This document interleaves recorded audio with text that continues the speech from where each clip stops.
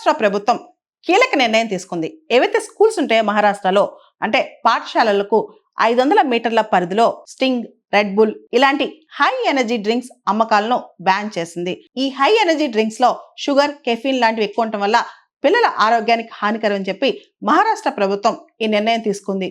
భారతదేశంలో చిన్నపిల్లలకి school days లోనే హై ఒబెసిటీ రావటం, డయాబెటీస్, హృద్రోగ సమస్యలు ఇలాంటి రావటం స్టార్ట్ అయిపోయింది.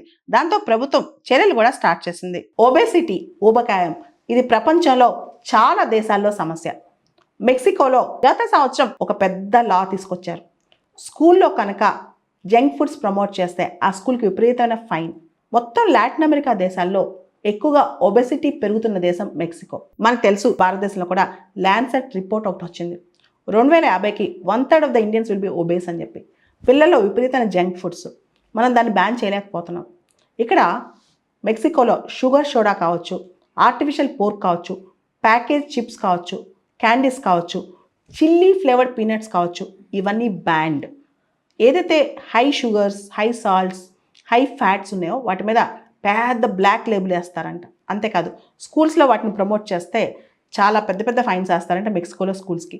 ఆల్రెడీ పెద్ద పెద్ద ట్యాక్స్లు వేశారు మెక్సికోలో. ఏమని అంటే ఇంతకుముందు ఫ్యాట్ ఫుడ్స్ మీద ట్యాక్స్లు స్టార్ట్ చేశారు, అయినా వినట్లేదు పిల్లలు అక్కడ. దాంతో స్కూల్లో ఖచ్చితంగా న్యూట్రిషనల్ ఆల్టర్నేటివ్స్, ఏదైతే పౌష్టికాహారానికి సంబంధించిన ప్రత్యామ్నాయాలు ఉన్నాయో వాటిని ప్రోత్సహించాలి. ప్లెయిన్ వాటర్ కావచ్చు, బీన్ టాకోస్ కావచ్చు, ఫ్రెష్ ఫ్రూట్స్ కావచ్చు, వీటిని చేయాలని చెప్పారనమాట. అంతేకాదు పెద్ద పెద్ద వార్నింగ్ లేబుల్స్ కూడా పిల్లల మీద చెప్తున్నారు, ఇది తినకూడదు, ఇది తినకూడదు అని చెప్పి. యూకేలో జంక్ ఫుడ్స్ యాడ్స్ మీద బ్యాన్ వచ్చేసింది ఈ మధ్య.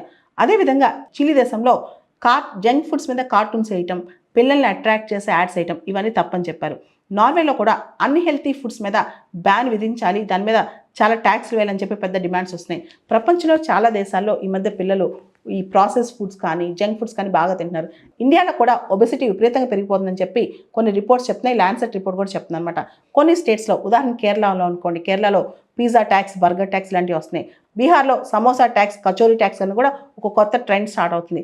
ఈ ఇండియాలో చాలా వాటిలో ప్రాసెస్ ఫుడ్స్ కానీ ఫ్యాటీ ఫుడ్స్ కానీ వీటి మీద సిన్ గూడ్స్గా ట్యాక్సెస్ ఇంకా పెంచాలని చెప్పి కూడా చాలామంది కోరుకుంటున్నారు. ఎందుకంటే ఎక్కువగా ఈ కూల్ డ్రింక్స్ కానీ ఎక్కువగా ఇలాంటివి పిజ్జాస్, బర్గర్స్ ఏదైతే ఫ్యాటీ ఫుడ్స్ ఉన్నాయో ఇవి తిని పిల్లలు ఒబేస్ అవుతున్నారు, చిన్నప్పుడే అన్హెల్దీగా అవుతున్నారు, చిన్నప్పుడే డయాబెటీస్, బ్లడ్ ప్రెషర్ లాంటి పిల్లలు వస్తున్నాయి. అంతేకాదు ఇవన్నీ పెద్దయ్యాక ఈ లైఫ్ స్టైల్ డిసీజెస్ కాస్త పెద్ద పెద్ద డిసీజెస్గా మారి అన్హెల్దీ ఇండియాగా మనం మారిపోతామని చెప్పి భారతదేశంలో కూడా ఈ ఒబెసిటీ మీద పెద్ద ఉద్యమమే స్టార్ట్ అవ్వాలి. ఇక్కడ మనం ఒక ప్రశ్న వేసుకోవాలి. మెక్సికోలో స్కూల్స్లో జంక్ ఫుడ్స్ పూర్తిగా బ్యాన్ చేసినట్టు, ఏ స్కూల్స్ అయితే జంక్ ఫుడ్స్ ప్రమోట్ చేస్తాయో ఆ స్కూల్స్ మీద ఫైన్స్ వేసినట్టు ఇండియాలో కూడా సేమ్ రూల్స్ తీసుకొద్దామా? ఎలా ఉంటుంది ఒకసారి ఆలోచించండి.